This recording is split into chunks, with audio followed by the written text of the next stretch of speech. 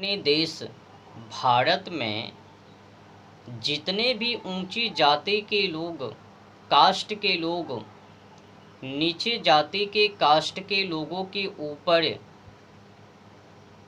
अपनी मर्यादा को भूलकर काला पहाड़ ढब्बा कलंकित करता है, मिथ्ये दोष आरोप लगाता है और अधिकार हक छीनता है, मैं ऐसे ऊंची जाति के कास्ट के लोगों से कह देना चाहता हूं, अब आप लोगों की दुकान बंद। अब आप लोग एक काम कीजिए, अपनी बोरी बिस्तर को समेटिए और यहाँ से खिसक लीजिए। अब दुकान ना चलबे, अंधा में धंधा अब मंदा ही पड़वे। आप लोगों ने जात पात के नाम पर बहुत बांटा, लोगों को भ्रमित किया, अंधविश्वासों से उलझा दिया। परिणाम स्वरूप आज जात पात को लेकर खूब विवादित चर्चा। ये जो पर्दे के पीछे आप लोग काला ड्रामा और नौटंकी कर रहे हो, अब आप लोगों को खैर नहीं। क्या ऊंची जाति के कास्ट के लोगों को ही व्यास गद्दी पर से कथा कहने का अधिकार है, अन्य जाति के लोगों को नहीं? भूल जाइए, पहला नंबर तो जात पात से लेना देना है ही नहीं। और आपसे ऐसा किसने कह दिया?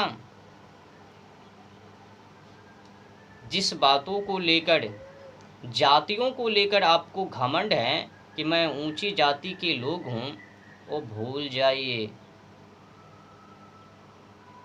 जिस वर्ण व्यवस्था को आप जाति कह रहे हो और जाति बढ़ामन से मिलाप कर रहे हो, भूल जाइए।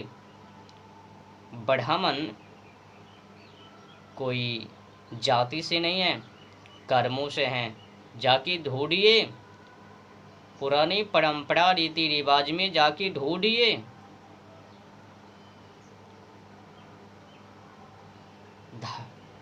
धर्मों के अनुसार जाति और वर्ण व्यवस्था, इन दोनों में बहुत फर्क है, अंतर है। धरती से आसमान की दूरी है। जाति अलग हैं और वर्ण व्यवस्था अलग हैं।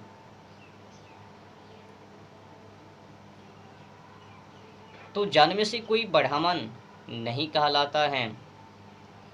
जिस बातों को लेकर आपको घमंड है, गर्व है कि मैं ब्राह्मण के कुल में जन्मा हूँ, वो घमंड है आपका।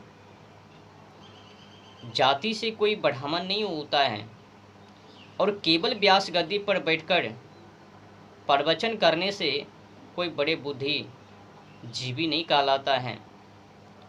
बड़े बुद्धिजीवी कहलाने के लिए त्यागी, वैरागी, तपस्या,